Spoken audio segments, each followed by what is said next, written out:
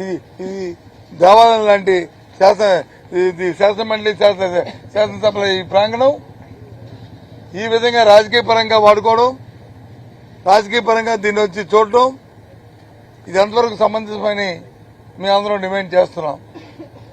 ఇలాంటి కార్యక్రమాలను తీవ్రంగా ఖండిస్తున్నాం. ఇది ఒకసారే కాదు, ఇంతకుముందు మనకు తెలుసు మనందరికీ లెజిస్లేటర్లందరికీ స్పోర్ట్స్ మీట్ పెట్టారు. ఆ స్పోర్ట్స్ మీట్ లో కూడా ఆ రోజు కూడా చైర్మన్ గారు ఫోటో, ఆ చైర్మన్ గారి పిలుపు, ఆ చైర్మన్ వేదిక మీద ఆయన చేయరు ఏవి లేకపోతే ఆ రోజు కూడా మేము అడిగాం. అంటే మొదటి రోజు అడిగితే ఇప్పుడు రెండో రోజు అంటే అడిగి పెట్టించుకోవాల్సిన ఆవశ్యకత ఏంటి? ఏం చేస్తున్నారు అధికారులు? దీనికి ఎవరు బాధ్యులు? ముఖ్యమంత్రి గారు సమాధానం సభానాయకుడు ముఖ్యమంత్రి గారు చెప్పాలి. రెండు సభలకి నాయకుడు ముఖ్యమంత్రి గారు కాబట్టి సభానాయకుడు ముఖ్యమంత్రి గారు దీనికి కాన్స్టబుల్, ఈజ్ ది రెస్పాన్సిబుల్. ఆయన దీనికి వివరణ ఇవ్వాలి, ఆయన దీని మీద చెప్పాలి. తక్షణమే ఎవరైతే దీనికి వైలేషన్ కారణమో వాళ్ళ మీద చర్యలు తీసుకోవాలి, రాజ్యాంగాన్ని పరిరక్షించుకోవాలి, దేవాలయం లాంటి ఈ ప్రాంగణాన్ని కాపాడుకోవాలి, దాని విలువను కాపాడుకోవాలి అనేది మా డిమాండ్. అందుకే మేము అదంతా ప్రొటెస్ట్ చేశాం. ఇది ఇంకా కొనసాగుతుంది. దీని మీద ప్రభుత్వం సరైన నిర్ణయం ప్రకటించే వరకు కూడా ఇది కొనసాగుతుంది అనేది మీ ద్వారా రాష్ట్ర ప్రధానికి కూడా తెలియజేస్తున్నాం. ఎన్నో చాలా అవసరాలున్నాయి, ఎన్నో సమస్యలున్నాయి, ఇంకా విషయాలున్నాయి. ముఖ్యంగా ఇవాళ శాసనమండలిలో చర్చలో ఏదైతే వ్యవసాయం ఉందో దాని చర్చ ఉంది. ఆ చర్చల ఉండి అంత ఉంటే మధ్యలో ఇలాంటి కార్యక్రమాలు మేము వెయిట్ చేశాం. నిన్న జరిగింది. కనీసం ఇవాళ దీని మీద రెస్పాండ్ అవుతారేటో, ప్రభుత్వం నుంచి వివరణ వస్తుందేటో, పునః పరిశీలించుకొని ఏదైనా చెప్తారేటో అని వెయిట్ చేస్తాం. కానీ చలనం లేదు.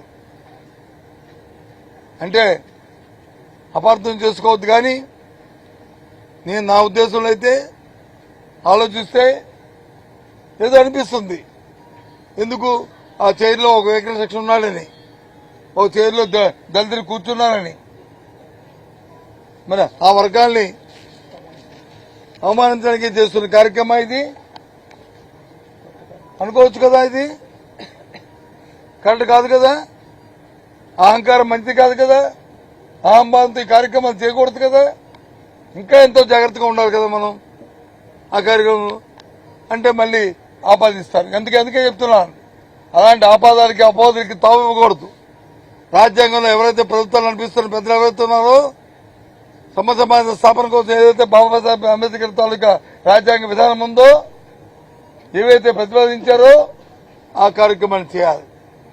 ఇంకా బలహీనంగా ఉన్నప్పుడు ఇంకా జాగ్రత్తగా మనం మసులుకోవాలి, ఇంకా జాగ్రత్తగా పెద్ద మనసుతో ఆలోచన చేయాలి.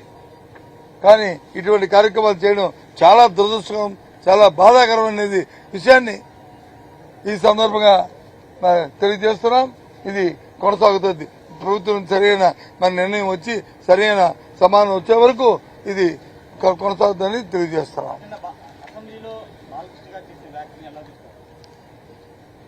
ఏ రకంగా సిగ్గేస్తుందండి చెప్పడానికి. నిన్న అసెంబ్లీలో మీరు అడుగుతున్నారు కాబట్టి చెప్తున్నాను. ఆ మాటలు వినడానికి కానీ చూడడానికి కానీ సిగ్గుపడుతున్నాం. రికార్డులో ఉండి అసలు నాకు అనుభవం వస్తుంది. ఆయన మామూలుగా ఉన్నాడా, లేకపోతే ప్రభుత్వం చేస్తున్న కార్యక్రమాల్లో భాగంగా ఏదైనా వచ్చాడా? ఏంటండి ఇది ఆ మాటలు? ఒక పక్క వచ్చి మాజీ ముఖ్యమంత్రిని పట్టుకుని సైకోలను మాట్లాడుతున్నాడు, ఒక పక్క వచ్చి మన చిరంజీవి గారిని పెద్ద ఆయన ఇండస్ట్రీలోనే ఈ రాష్ట్రంలోనే ఒక మాజీ సెంట్రల్ మినిస్టర్ని పట్టుకుని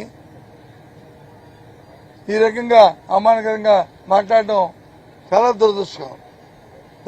ఎంత ఎందుకు అవుతుందంటే వాళ్ళ తాలూకా పార్టీకి ఉన్న అహంభావం, పార్టీలో ఉన్న అహంభావం, వాళ్ళ తాలూకా పొగరబోత్తనం. మమ్మల్ని ఎవరైనా ఏం చేస్తారులే, మమ్మల్ని ఎవరైనా ఏం పీకుతారులే చెప్పాడు కదండి లోకేష్ గారు, ఏం పీకుతారులేని. ఇది చాలా తప్పు. ఇలాంటి భాషలు కానీ ఇలాంటి మాటలు కానీ ఇక నేను మాట్లాడడం చాలా తీవ్రంగా ఖండిస్తున్నాం. దాని మీద చర్య తీసుకోవాలి, దాని మీద వివరణ ఇవ్వాలి ప్రభుత్వం.